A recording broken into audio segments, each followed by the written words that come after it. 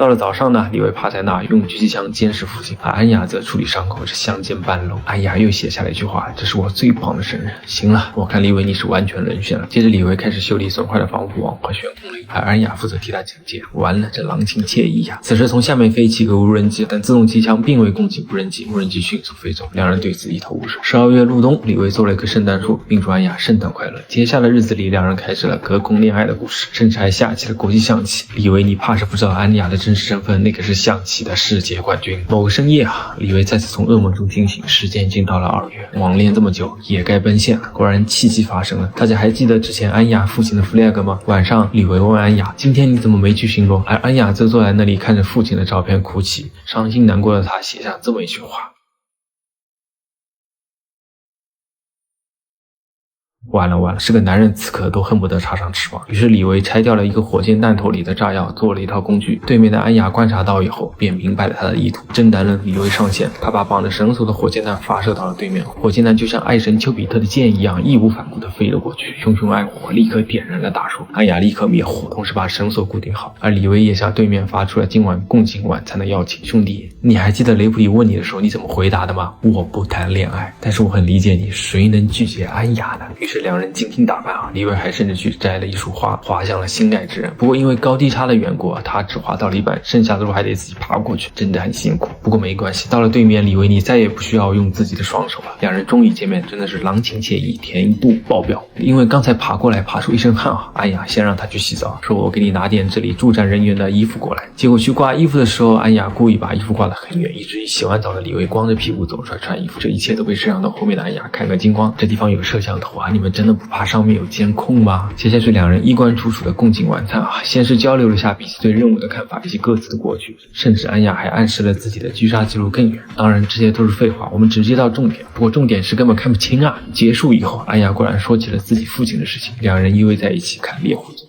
一夜过去后，李维准备回去。这里因为地势高啊，他也可以一口气滑行很远。不出意外的话，又要出意外了。西塔下面有个空行人接触到了悬空雷，爆炸波及到了绳索，李维掉了下去。安雅立刻拿上武器和降落伞跳了下去，下面都是黄色的浓雾，这里不会是被亚攻击的邪神污染了吧？安雅坠入了水中，并损失了一个道具。而那边李维的降落伞挂在树上，一个巨大的冬虫夏草正要袭击他，李维开始开枪射击，并割断了伞绳掉了下去，但他掉在了一个更恶心的东西上，红色的粘液困住了他，还有很多尖牙想要把他吞进去。这时候安雅来了，救出了李维。两人开始探索这个新地图。此时李维问：“你带了电动攀升扣吗？”安雅说：“必须的。”那我们一起去东边找滑索吧。好了，安雅刚才掉在水里的肯定就是那玩意儿。在这个黄烟弥漫的地图里面，新的怪物出现了，是骑马的空心人。这里的怪物看上去都像是植物和动物杂交的。几个空心人骑士袭击了两人，一番缠斗以后，安雅和李维各自解救了一个，而另一个空心人骑士跑了。大家还记得 JD 说了什么吗？2400名骑兵。行了，空心人就是那些骑兵了，或者说骑兵变成了空心人。果然李维发现空心人身上穿着灯塔陆军第一空降师的旧军服，安雅说自己则发现过 SAS 和 CCCP 的旧军服，两人觉得离真相不远了。此时安雅发现电动攀升扣丢了，真棒。于是两人只能深入探索。接下去他们经过了一个紫色烟雾的区域，李维看着遍地的怪物尸体，说出了空心人这个典故，来自一个诗人的诗句，说的真是困在生死之间的存在，那不就是尸变体吗？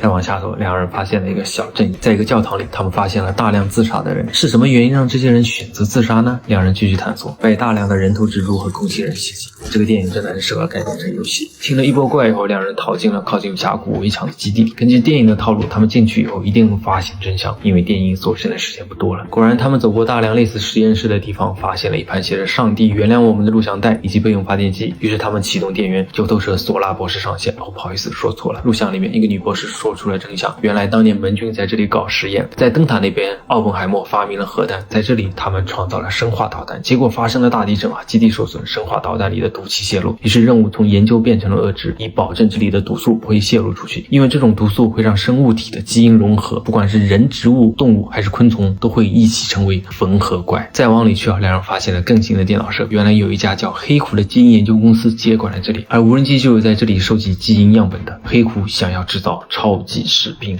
我怎么一点都不意外呢？接着李维发发现了流浪狗计划里的内容果然是和平之里的自毁程序，上山距离是 4.2 公里，竟然任务主线都这么明显了，毁掉这里并逃到4公里以外才能存活。开干前，两人深情告白，可到了。发现安雅发现自己的包不见了，李维察觉这是空心人诱敌深入的诡计，但明知是计也要硬碰硬。安雅丢出烟雾弹，两人开始进攻。拿到包以后，安雅被空心人骑士用绳索套走，安雅无法挣脱，最后撞晕以后被空心人带到了导弹井的深处吊了起来。结果空心人并没有完全控制住安雅挣脱后和他缠斗了起来。一番肉搏之后李维赶到杀死了空心人。一看这个空心人竟然就是萧少尉，果然 callback 了。两人继续往前，在泄露的生化导弹边上，一群难以名状的生物融合在一起，就像是克苏鲁神话里的休格斯，让人三直狂掉。两人差点被休格斯困住，安雅枪榴弹一发入魂，火烧休格斯以后逃了出去，找到了一辆老式吉普，而这种吉普装有绞盘，可以在悬崖上攀升，太棒了。开到东墙下以后，装好绞盘，两人开始上升。到一半的时候，地图开始刷怪了，于是战斗开始。但两人打着打着都没有子弹了，只能改成冷兵器。缠斗许久李维差点掉下去，在安雅的提醒下，李维放出了燃油，又丢下了信号棒，火烧空心人，这才摆脱了追兵。两人终于回到了塔上，处理完伤口，开始想着最后的办法。首先他们要隔离5天，以确保自己没有被感染。最后一起回到这里，找一个地方隐居，计划完美。于是最后的任务开始。利用东塔的装备回到西塔以后，李维开始联系雷普利。面对雷普利的询问，问他有没有下去过峡谷，李维撒谎了。雷普利说如果你没有下去过，那就是对面。于是下令让他击杀安雅，结果两个人都在演戏。雷普利那边早就看到了之前的监控，识破了两人搞对象的真相。